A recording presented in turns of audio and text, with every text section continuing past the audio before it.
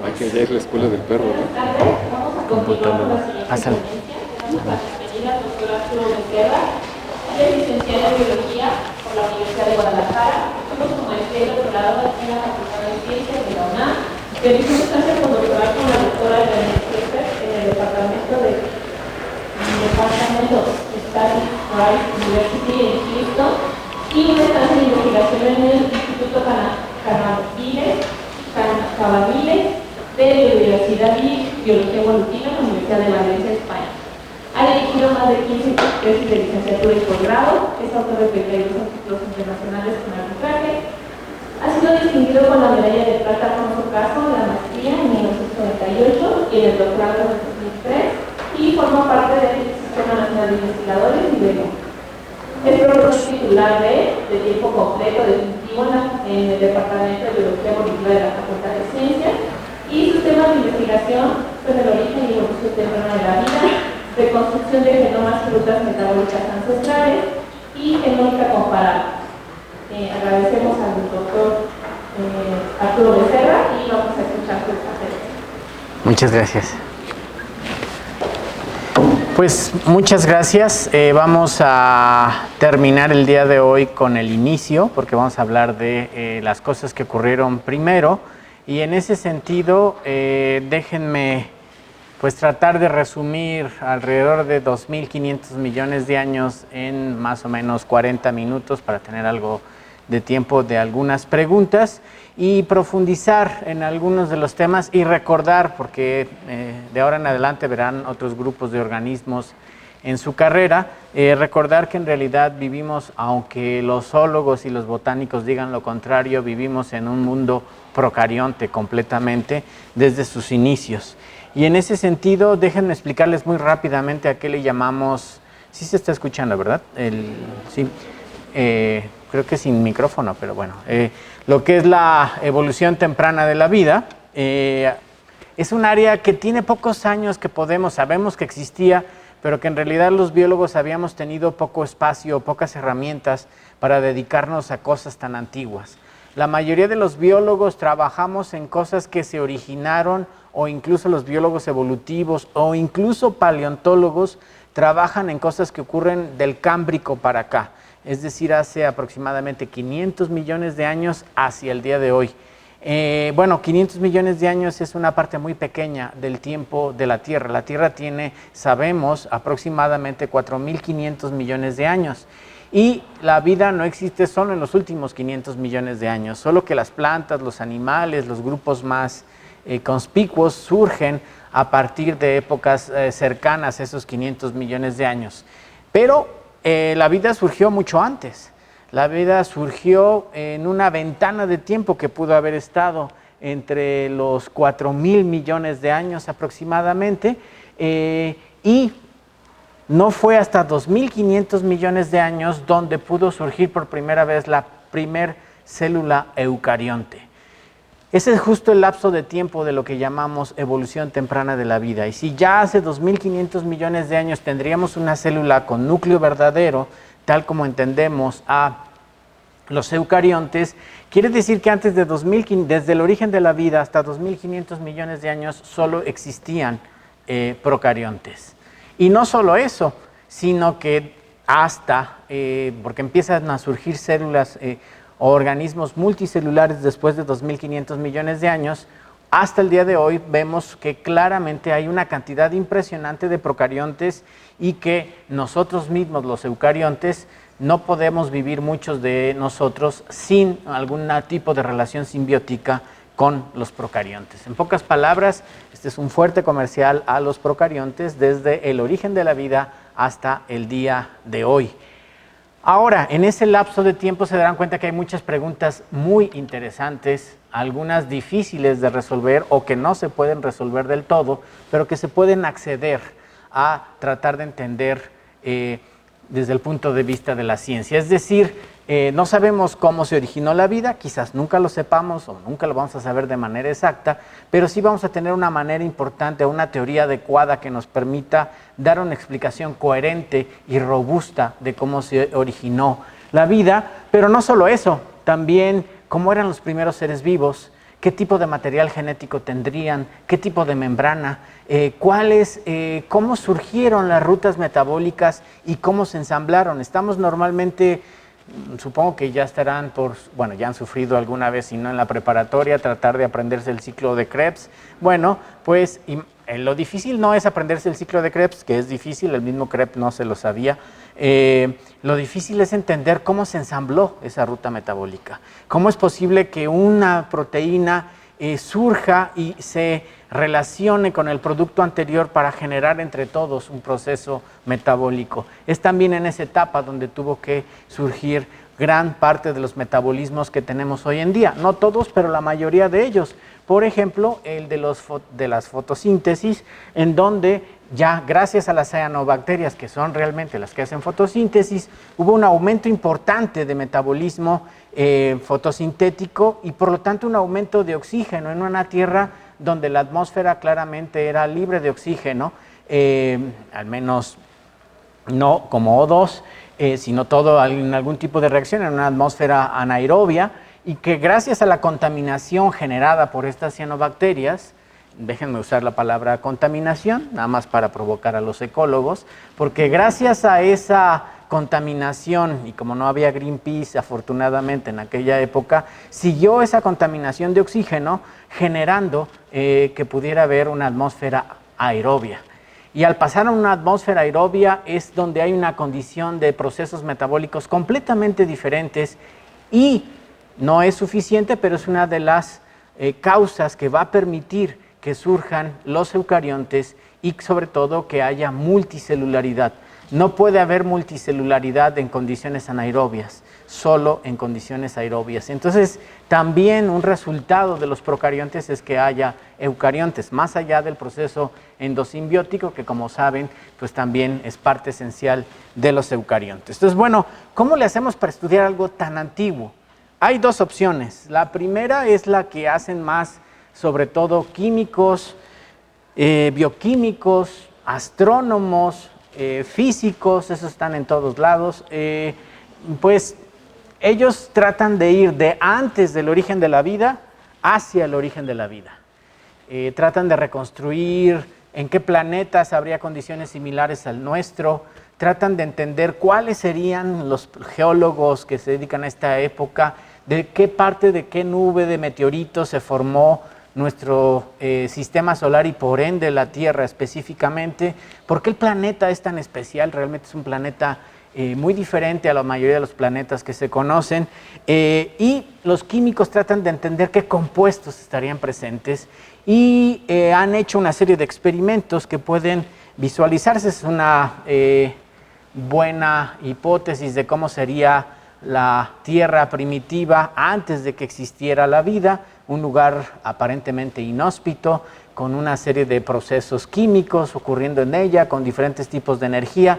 Sobre todo lo más importante, que es un punto central en el estudio de la vida, agua líquida, o agua en sus tres estados principalmente, ¿no? Entonces, por eso los astrónomos que se dedican a buscar planetas habitables buscan lugares donde pueda haber agua en esas condiciones o cosas parecidas. Y los compuestos químicos que estarían presentes. Esta es una lámina que hicieron en un grupo japonés tratando de condensar todos los resultados que hay de química prebiótica e incluso de experimentos análogos al origen de la vida con resultados sorprendentes. Por ejemplo, tenemos en la parte superior, en la parte media en un tono morado, en medio, los trabajos del grupo un grupo en Estados Unidos que logró, de Gerald Joyce, que lograron formar fragmentos de RNA que son autocatalíticos, es decir,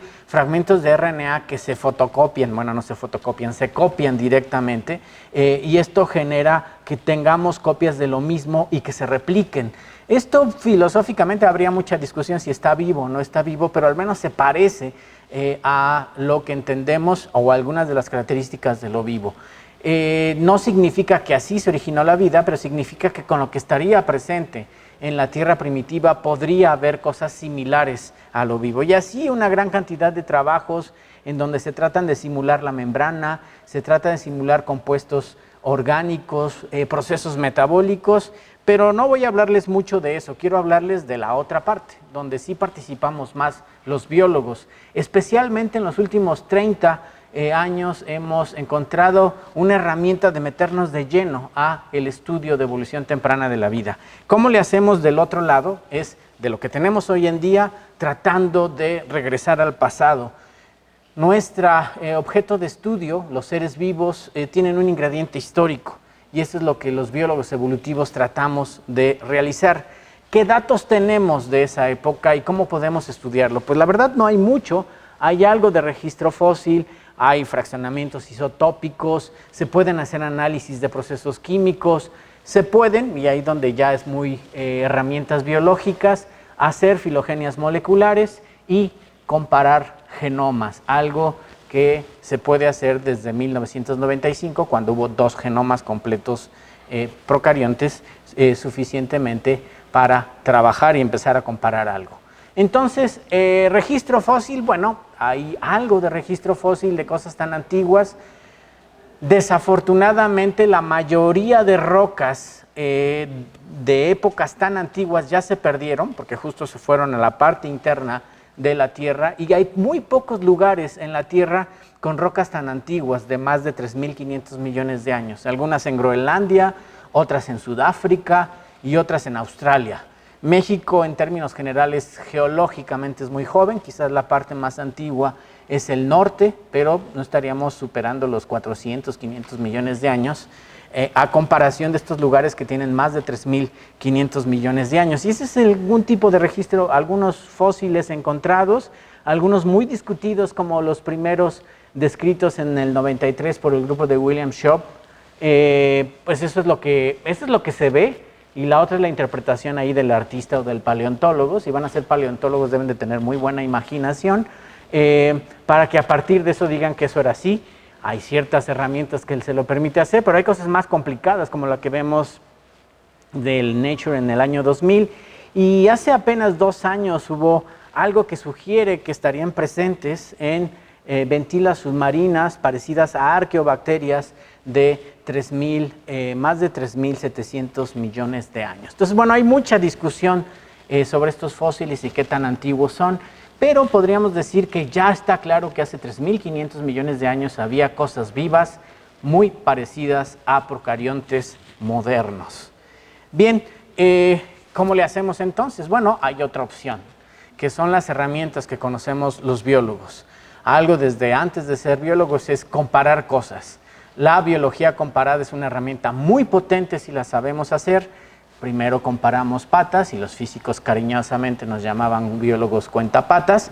La diferencia es que ellos no saben contarlo como nosotros lo hacemos. Y hemos pasado de eso a usar datos moleculares.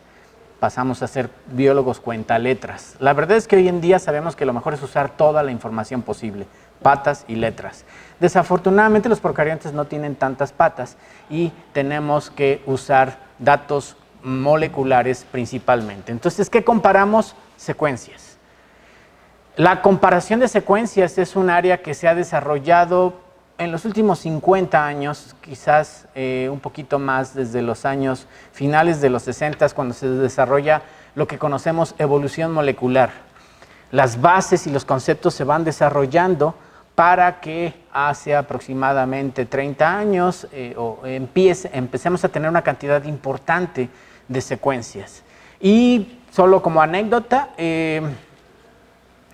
apenas en 1994 tuvimos un genoma completo secuenciado, un poquito más adelante en el 95 fue reportado, y esos fueron resultados que rompieron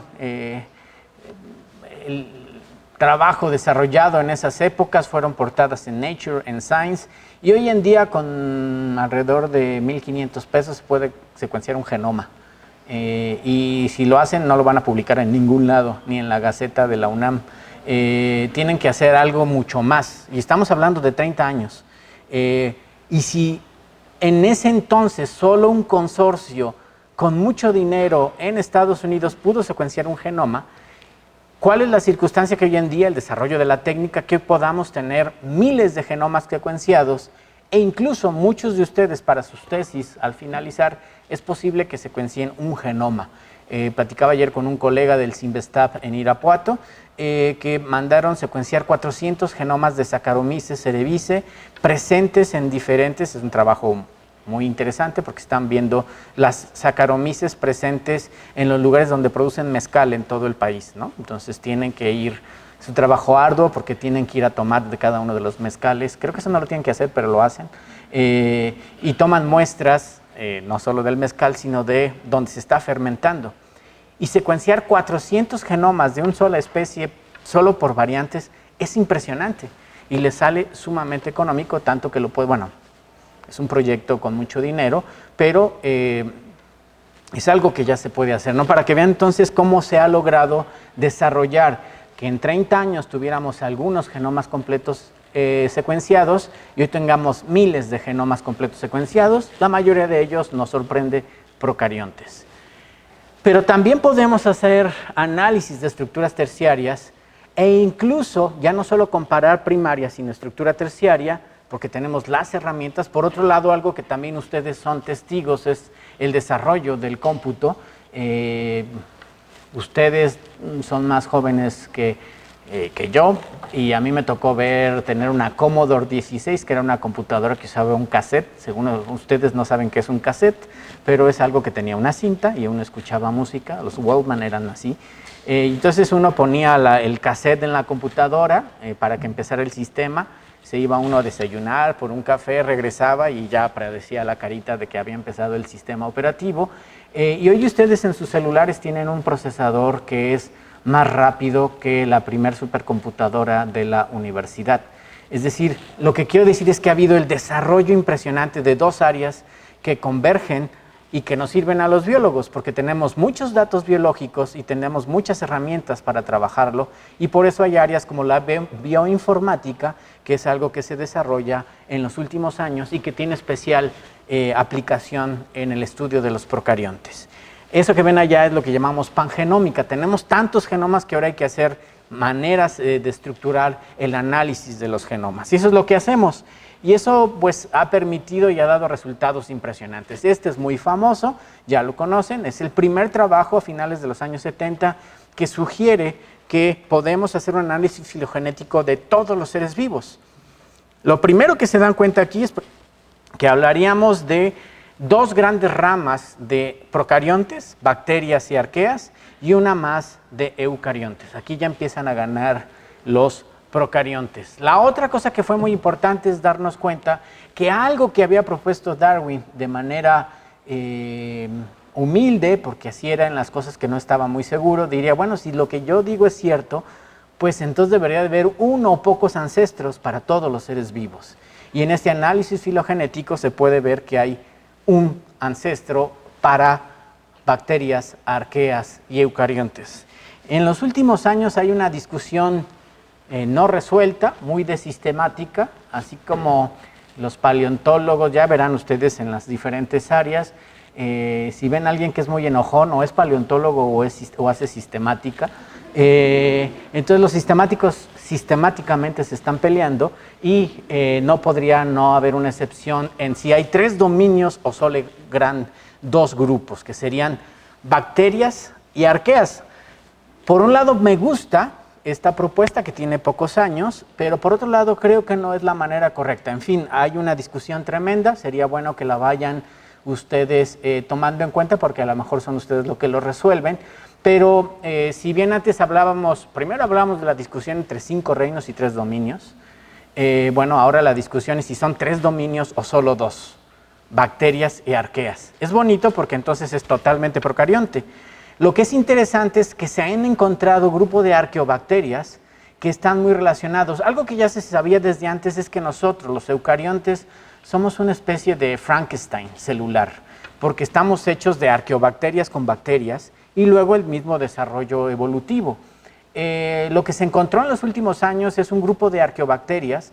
Hay un grupo escandinavo, van a ver por qué es fácil identificarlo, que se ha dedicado a estudiar este grupo tan impresionante que son las arqueobacterias. Aquí habíamos varios que admiramos a ese grupo de las arqueobacterias, que desafortunadamente es muy difícil estudiarlo, y eso sí es muy caro, estudiar arqueobacterias, porque viven en condiciones extremas, viven a altas temperaturas, viven a pHs enormes como Pirococcus furiosus o Pirococcus satanicus, o Acidanius infiernos, que además tienen nombres padrísimos. Entonces, con mucho gusto uno dedicaría su vida a estudiar arqueobacterias, pero la mayoría de ellas son no cultivables.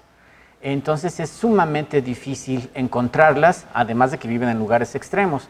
Y este grupo escandinavo ha hecho un trabajo de metagenómica, encontrando secuencias parciales de muchas arqueobacterias, y empezó a darles nombres de dioses escandinavos, ¿no? Y entonces tenemos, a los que hayan visto, no sé qué película, esa, ahí sale pues las Thor, ¿no? Por Thor, entonces tenemos las Thor bacterias o las Asgard bacterias, y tenemos ahí y hay un grupo que es las Leuciarchaeas, que resultó filogenéticamente muy relacionado con nosotros, y eso propondría que en realidad nosotros somos una especie de arqueobacteria sumamente rara, lo somos, ¿no? En ese sentido. Y ha propuesto que entonces nosotros somos una rama que diverge de las arqueobacterias y no somos una rama separada de arqueas y bacterias. Esa es una discusión interesante que habría que considerar. Actualmente hay esa propuesta. A mí me gusta mencionar que es un trabajo del 2016, en donde todo lo que está arriba son bacterias. El clado que sobresale del lado derecho es un grupo de bacterias no cultivables. La rama que está hacia abajo son todas arqueobacterias, con excepción de la rama verde. La rama verde seríamos nosotros, los eucariontes. Bueno, nosotros no, sino todos los eucariontes, y por ahí una ramita de esa muy pequeñita seríamos, sí, ni siquiera nosotros, sino nuestro RNA ribosomal, o parte de los marcadores moleculares que se han usado. Entonces, es parte de la discusión. Nosotros en nuestro grupo de trabajo nos hemos dedicado, más que a la discusión filogenética, a tratar de entender cómo sería ese ancestro de todos los seres vivos. Hay toda una discusión desde el principio. Al principio se le llamó progenote por Woese y Fox, porque ellos creían que estaban encontrando algo muy cercano al origen de la vida. Luego se le llamó varias. El que más famoso y fácil de encontrar será el de Luca, porque es más bonito llamarse Luca que progenote, que viene de Last Universal Common Ancestor, que tiene un pleonasmo incluido, pero repito, es más bonito Luca que progenote, aunque hay muchos otros nombres. Senancestor quizás debería ser el más adecuado, pero ha perdido adeptos. Y es tal el estudio y la demanda de grupos que nos dedicamos a ello, que incluso hay una Lucapedia, como Wikipedia, pero hay una Lucapedia, un lugar donde nadie entra, más que los que nos interesa esto, y ustedes pueden preguntarle, ¿este gen tendría el último ancestro común de todos los seres vivos? Es decir, pues según este autor sí, según este no, según este no. Eso es, si alguna vez se habían preguntado qué tendría Luca, pues ahí está. Uno esperaría, con todo lo que les dije, que tengamos tantos genomas completos secuenciados. Y bueno, eso no sabíamos bien cómo era y teníamos muchas dudas porque nos faltaban secuencias y herramientas. Bueno, hoy tenemos una cantidad impresionante de datos y de herramientas bioinformáticas y seguimos igualmente perdidos. En términos generales podríamos decir, ha habido propuestas desde, no, el último ancestro común era muy primitivo, tenía muy poquitos genes.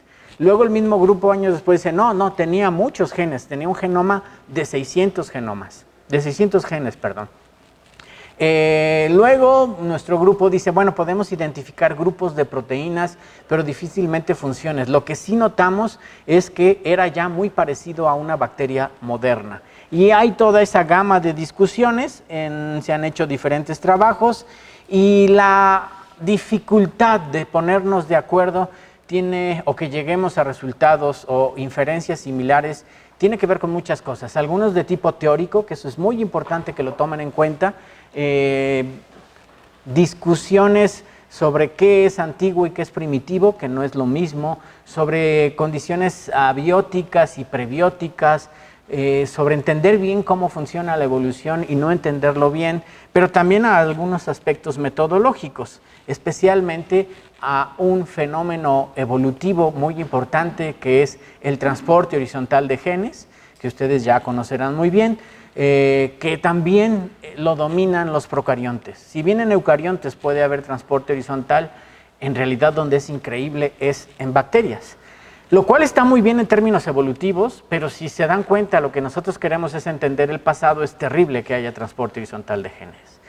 ¿Por qué? Porque una bacteria se levanta un día y camina, ni se levanta ni camina, pero están entendiendo mi metáfora, y se encuentra productos de desecho de otra bacteria, y lo que hace es ingerirlos. Pero a diferencia de nosotros, al ingerirlos puede incorporarlos a su material genético. Si lo que hay ahí son genes, los toma y lo pone en su material genético. Es decir, transgénico sin ningún pudor, ¿no? Sería equivalente a que ustedes en la mañana, que sí se levantan y caminan, espero, cuando toman un desayuno y ustedes se comieran un plátano, dirían, bueno, en vez de digerirlo, voy a usar parte de los genes del plátano y los voy a poner en mi material genético. Eso produciría que a lo mejor con el tiempo fueran amarillos y olieran a plátano, pero no lo hacemos, afortunadamente, los eucariontes. Los procariontes sí pueden hacer eso. Adicionalmente, los procariontes tienen sexo. Ya todos son mayores de edad aquí, ¿verdad? Sí. Tienen sexo que no reproducción sexual, que es diferente, pero pueden pasarse genes, y lo que es más impresionante, entre ahí las discusiones de los taxónomos les importa un cacahuate a los procariontes. Puede ser una E. coli con una arqueobacteria y se pueden pasar genes. No tienen que ir al cine, no tienen que tomar cerveza, simplemente se pasan genes independientemente de que sean grupos completamente diferentes. Y la tercera es vía virus. Un virus puede tomar genes de un genoma y llevarlo a otro genoma de un organismo completamente diferente. Esa es la única forma donde como los eucariontes podemos también pasarnos genes entre sí, entre diferentes especies. Y eso ha llevado a que algunos autores digan, bueno, tú creías que la filogenia era solo con líneas puras y separadas, pero cuando vemos la realidad hay tanto transporte horizontal de genes que es muy difícil saber cuál es el pasado de los procariontes. Habemos tercos que decimos, bueno, algo podremos saber independientemente de ello. Hay grupos que sugieren, sí se pasan genes, pero no se pasa todo. O al menos por selección natural negativa, algunas cosas quedan y otras no. Entonces, algo podemos decir. Y es a lo que nos dedicamos en los últimos años, a tratar de dilucidar en términos bioinformáticos, más en los últimos años, solo comparando bacterias y arqueas, porque independientemente de si es un grupo filogenético válido, los eucariontes, o somos una rama de las arqueobacterias, comparando bacterias y arquea podemos entender cómo era el ancestro de todos los seres vivos. Y en ese sentido, nada más les menciono para que vean que esta discusión continúa. Este es un trabajo de un grupo muy potente en Alemania, de Billy Martin, que en Nature Microbiology hace algunos años, a finales de 2016, propone y hace una caracterización sobre cómo era el ancestro común. Y nosotros los biólogos evolutivos tratamos siempre de decir y de ser muy cautelosos cuando decimos cómo es un ancestro. Cuando hacemos una reconstrucción del pasado podemos decir cosas grosso modo, pero no detalles. Y este trabajo es totalmente lleno de detalles. Dice cómo era el último ancestro común, a qué hora salía el pan, qué características tenía, qué metabolismo, todo, todo. Y entonces eso nos preocupa mucho a los biólogos evolutivos porque es muy difícil, cuando más caracterizamos es más probable que tengamos errores. Entonces, y eso es lo que ocurrió a partir de que se publicó una serie de artículos, incluyendo uno nuestro, diciendo están mal en esto, están mal en esto, están mal en esto. Específicamente, por ahí no sé si lo alcancen a leer, no importa, hablan del metabolismo que tendría el ancestro común, si era autótrofo o heterótrofo, el cual es una de las preguntas más importantes para metabolismo y sobre todo para origen de la vida. Nosotros, a diferencia de lo que sufrimos al aprendernos el ciclo de Krebs, decidimos estudiarlo, pero al revés, porque resulta que el ciclo de Krebs al revés fija CO2 en vez de producir energía. Entonces, esta manera, justo con la otra ruta metabólica, nos dedicamos a estudiar. Dijimos, bueno, si estos señores, aunque este es un trabajo anterior, dicen que debería de ser autótrofo, porque lo proponen desde antes, pues tendríamos que tener muy conservado a las enzimas que hacen esta ruta metabólica. Entonces, mucho del trabajo que nosotros hacemos es tomar una ruta metabólica, identificar los genes que participan en esa ruta, buscar en las bases de datos y construir filogenias, para ver si la filogenia de cada una de ellas nos permite hipotetizar o inferir que es una ruta antigua o no, o qué organismos la tendrían. Biología comparada pura y dura. También en este trabajo ellos dicen que el último ancestro común de los seres vivos producía metano, y nosotros nos pusimos a analizar todas las rutas que producen metano y hacer filogenia de cada uno de ellos. Al hacerlo puede uno inferir, pues estos tienen estos enzimas, estos no. Es biología comparada básica, pero usando herramientas bioinformáticas, y llegamos a la conclusión de que tampoco podría producir metano. Incluso el ancestro de los arqueas no produciría metano desde nuestro punto de vista. Empezamos a tener tantos datos que hay herramientas matemáticas que nos pueden ayudar a trabajar con nuestros datos. Desde hace años ya se han intentado implementar teoría de redes o trabajo con redes. Nosotros hemos empezado a usarlas, pero con una visión más de, perdón por el anglicismo, se llama clusterización, en castellano sería de agrupación de similitud, que nos permite ir generando hipótesis usando mucha información que a veces con una filogenia no se tiene. Entonces, esto se ve bonito, pero cuesta mucho trabajo llegar a él, y ahora hay un estudiante de doctorado que está trabajando en el laboratorio para llegar a eso. Eso es usando secuencias moleculares, pero últimamente hemos también usado estructuras terciarias. En los últimos años, el desarrollo sobre todo del cómputo ha permitido que ahora tengamos software no solo que compara secuencias, sino que compara estructuras terciarias con estructuras terciarias y dice cuántos átomos de esas estructuras terciarias se encuentran en los mismos sitios. Con lo cual nosotros podemos deducir si esas dos estructuras terciarias se parecen mucho, suponemos que son homólogas, que tienen un ancestro común. Y eso nos ha permitido, dado que las secuencias, acuérdense que estamos viendo cosas muy antiguas, la información de cada uno de los nucleótidos o de los aminoácidos en una proteína van cambiando y se pierde la similitud, pero se mantiene la estructura. Por eso cuando comparamos estructuras terciarias podemos identificar homología que no veíamos cuando usábamos estructura primaria. Y eso es lo que hacemos en nuestro laboratorio, aprovechando que existen estos programas y que ya hay bases de datos de estructuras terciarias, comparamos las estructuras terciarias y podemos definir y reconstruimos, creemos, mejor que solo usando estructura primaria. Y también, por último, ya para terminar, un ingrediente que nos ha importado en los últimos años a nuestro grupo de trabajo es a los virus. Uno podría suponer dos cosas importantes sobre los virus. Así como los procariontes, especialmente las bacterias, fueron tan mal vistas en los últimos siglos como microorganismos, como patógenos, y después decían, bueno, sí hacen queso y bueno, 2, 3 cositas y nos ayudan, al día de hoy donde sabemos que son una parte esencial de nuestra vida diaria y hablamos incluso de microbiomas, cuando decimos que tenemos más de 600 especies de bacterias en nuestro tracto digestivo. Ese es un estudio mundial. Estoy seguro que los mexicanos tenemos más, sobre todo los que coman aquí en la Facultad de Ciencia, deben de tener mucho más. Pero son microbiotas que viven con nosotros y que si nos las quitaran, lo más probable es que no sobreviviéramos mucho tiempo. No solo nuestro tracto digestivo, el cuerpo completo podría ser una zona de muchos ecosistemas en donde vive una cantidad impresionante de microorganismos en condiciones sanas. Cuando se modifican es cuando podemos tener problemas de enfermedades. Así como fueron vistas las bacterias, hemos visto a los virus y hoy ya nos reivindicamos con las bacterias, pero los virus los dejamos siempre, eso sí, el mismo nombre, virus, significa veneno, como algo patógeno, algo malo. Pero ya también hemos descubierto que la mayoría de los virus no son patógenos.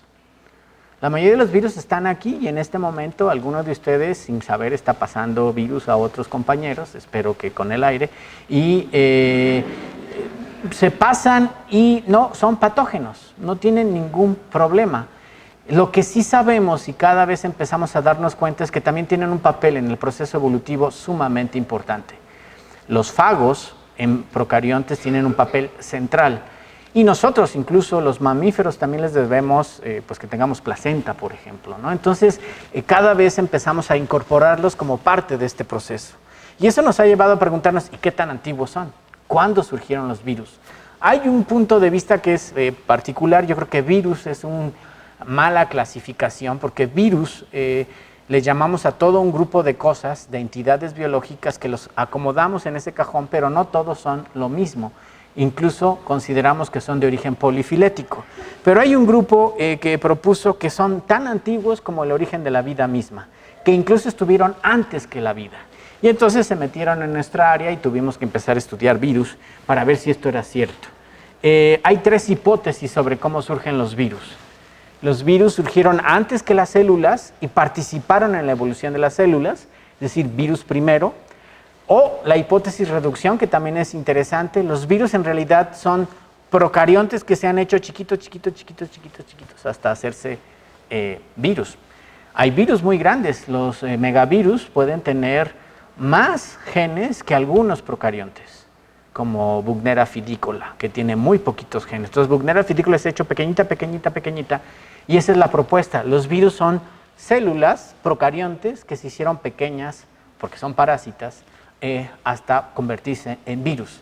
Y la tercera, que es la que nos gusta más a nuestro grupo, que es que los virus son material fugado. Es decir, si tenemos una fuerte maquinaria muy compleja de estar produciendo proteínas y de estar replicando su material, esta información se puede ir. Y para tratar de probar estas hipótesis, nosotros hemos trabajado ordenando y haciendo biología comparada de genomas virales. Esto muy rápido, son los 3 dominios y en azul están los genomas de DNA. El tamaño del círculo es proporcional al tamaño que puede haber de genomas y del RNA. Alguien propuso que los virus de RNA, con la idea del mundo de RNA, tendrían que ser los más antiguos. Bueno, cuando pusimos a ver, resulta que los virus de RNA no están tan distribuidos como los de DNA. Y si fueran antiguos, pues deberían de estar parasitando procariontes. Sin embargo, la mayoría de virus de RNA están parasitando plantas y animales. ¿Por qué? Porque, eso lo irán viendo, pero los eucariontes abusamos del uso del RNA. Tenemos al RNA como una molécula. El RNA no solo es el mensajero o el ribosomal. Hay una cantidad impresionante de RNAs que tienen diferentes papeles en el proceso evolutivo o en el proceso celular y especialmente en eucariontes. Y son justo los que tenemos más virus de RNA. Incluso las arqueobacterias no se ha encontrado que tengan virus de RNA. Es porque no conocemos bien a las arqueobacterias y algún día los encontraremos, o es porque realmente no tienen. Y eso significa que no son tan antiguos los virus de RNA. Por último, no les voy a explicar esto a detalle, pero estamos haciendo, un compañero del laboratorio está haciendo pangenómica de cada uno de los grupos y luego filogenómica, es decir, filogenia de cada uno de los genes de cada uno de los genomas que están comparando, para ver de dónde vienen esos genomas y los resultados. Esa es la pangenómica. Solo les muestro uno, hay miles de estos, no los voy a marear, solo decirles que lo que encontramos es que los genes más relevantes que encontramos en un virus, cuando se hace una filogenia, se parecen más a los genes del hospedero que a otros genes de otros virus, lo cual sugiere que están hechos de una fuga de material a partir de sus hospederos, y esto es algo que espero publiquemos muy rápidamente porque ya tenemos resultados que creemos que son contundentes, aunque los revisores nunca creen eso, pero estaremos a punto de enviarlo. Entonces, para terminar, ¿cómo eran las etapas tempranas?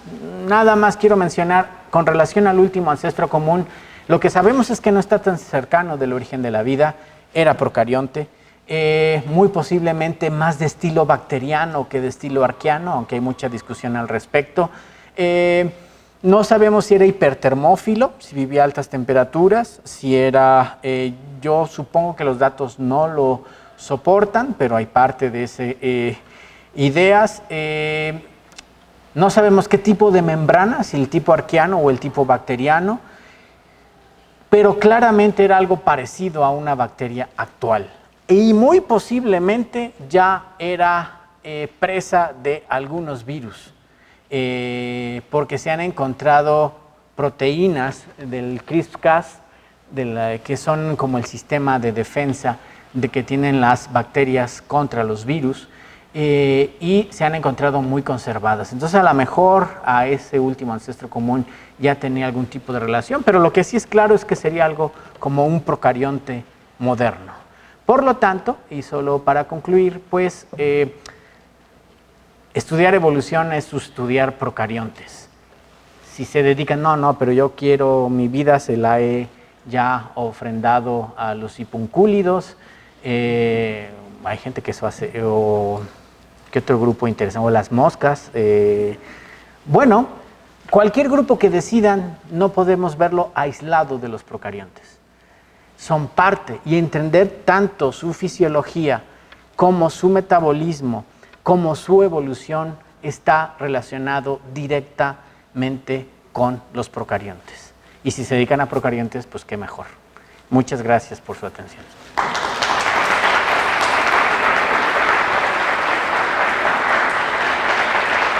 Gracias. Creo que hay tiempo para preguntas, si hubiera alguien. Estos son algunos macacos, como cariñosamente nos llamamos a los miembros del laboratorio. Sí. Sí. ¿Cómo llegaron a la conclusión de que el primer ancestro, o lo más cercano que tenemos, no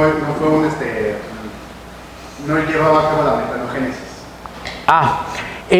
Cuando analizamos todas las maneras actuales de producir metano y vemos hay una enzima radical, hay muchas maneras de hacerlo, pero todos tienen la MSR, que es una proteína que si no la tienes, no produces metano. Cuando analizamos, se habían propuesto que había homólogos de esa enzima en bacterias, pero en realidad, tal cual con esa función solo está en un grupo de arqueas, las euriarqueas.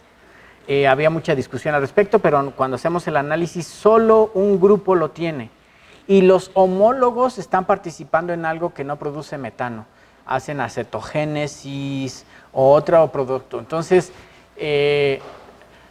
cuando nosotros hacemos esta biología comparada y adornamos el árbol filogenético, diríamos, el ancestro de estas arqueas sí producía metano, pero no los demás. Y el ancestro de allá, tendrías que explicar, es posible, tendrías que decir que él producía metano y que luego hubo una serie de pérdidas de ese gen y que solo se quedó en ella. Es posible, pero es menos parsimonioso. Lo más parsimonioso es suponer, este no la tenía y surge aquí, y solo estos la tienen. Por eso decimos que el ancestro común no producía metano. Justamente también hablando de común, siendo que las arqueas son mayoritariamente extermófilas, y no todas, pero sí. Climas, todas. Y cierto que los climas donde ellos viven se parecen mucho, podrían parecerse mucho a las condiciones en la Tierra primitiva.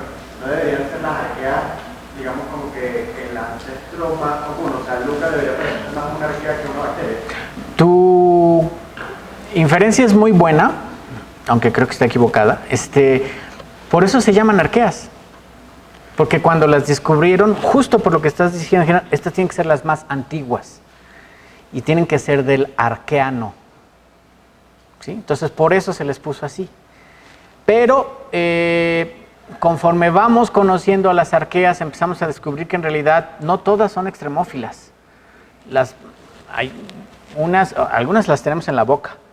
En algunas condiciones puede ser extremo, pero en general no lo es tanto. Adentro de vacas, la producción de metano de las vacas no es culpa de las vacas, sino de las arqueas que están adentro. En condiciones, en la tierra hay muchas arqueas, algunas son anaerobias, ¿sí? Pero sí, por eso se les propuso. Ahora, lo que estamos viendo es que falta mucho por entender. En sentido estricto, el ancestro no podría ser ni arquea ni bacteria, porque le llamamos a las que están hoy en día, ¿no? Así como el ancestro de los humanos no era ni chimpancé ni humano, es otra cosa diferente. De la misma manera, ese ancestro era diferente. ¿A qué se parece más? Puede ser que tengamos un sesgo. De los miles de genomas completos secuenciados, el 80% son bacterias. Es un grupo que desconocemos. Si quieren dedicarse a un grupo, arqueas es una muy buena opción. ¿Sí? Sí. Había mencionado que la placenta se originaba por los virus. No, se sabe, es que les paso el artículo después, la placenta es un sincicio, es una célula que va aumentando tamaño y se ha visto que en el proceso inicial hay una infección bacteriana, viral, que es la que produce este evento para que se siga creciendo. Entonces, es muy interesante. Hay muchas cosas de virus que tenemos en nuestro genoma, hay muchas secuencias virales, pero se sabe que tiene implicaciones en la evolución de la placenta. Entonces le debemos cosas a los virus también en ese sentido, ¿no? Sí.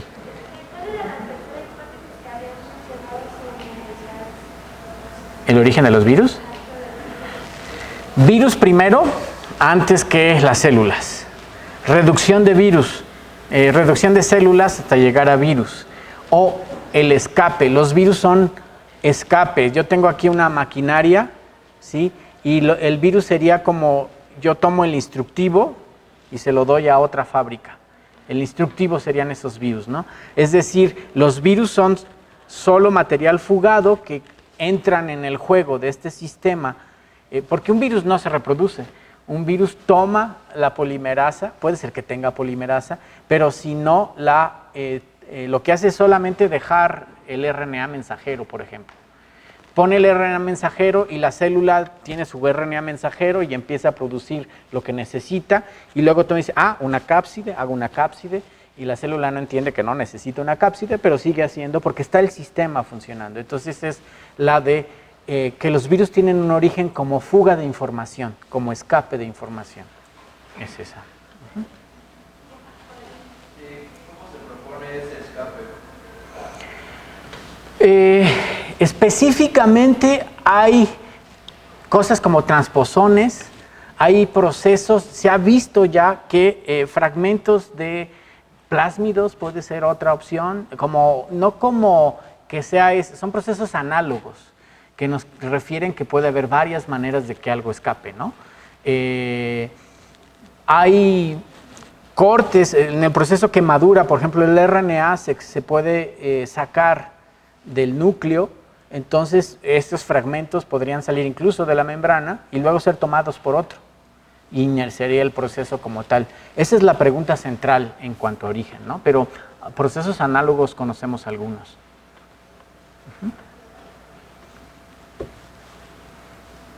Pues muchas gracias. Gracias.